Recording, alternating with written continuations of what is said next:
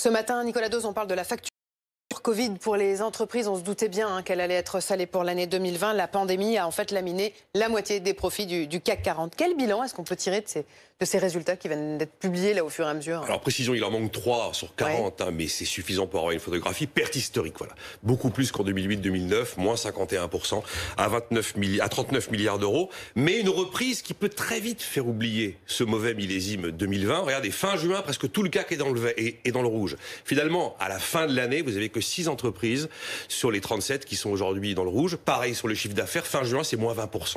Eh bien, fin décembre, c'est moins 10%. Donc dès qu'on repart, l'économie repartira. Est-ce que c'est la répétition de la claque des années 2008-2009? C'était la crise financière. C'est ça. Alors là, c'est une vraie claque, c'est vrai, mais il y a une grande différence. 2008-2009, c'est une économie malade. On importe une crise financière des États-Unis, ça tue en partie l'économie, la convalescence sera longue. Là, non, c'est un choix politique d'arrêter l'économie. Dès qu'on rouvre, dès qu'on lève le couvercle, tout repartira, on le sait. Bon, il y a quand même pas mal d'entreprises qui ont fait des plans d'économie avec des suppressions d'emplois. Et puis le CAC 40 n'a pas non plus totalement retrouvé son niveau d'avant-crise. Mais alors, qui sont les perdants et les gagnants?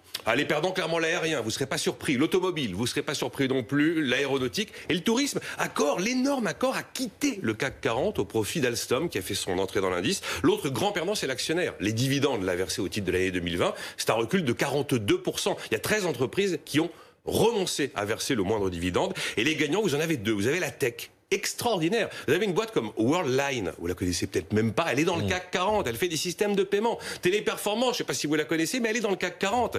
Elle fait de l'accompagnement pour le service client, et puis alors le luxe. Fantastique, hein, vous prenez LVMH, vous prenez Kering, vous prenez L'Oréal, vous prenez Hermès.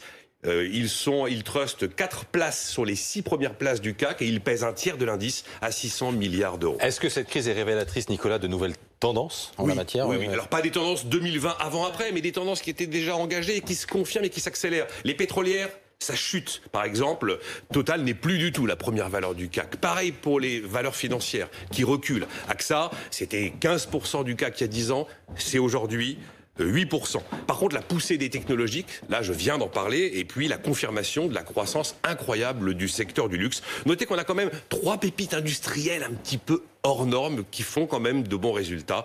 Air Liquide, Schneider et Legrand.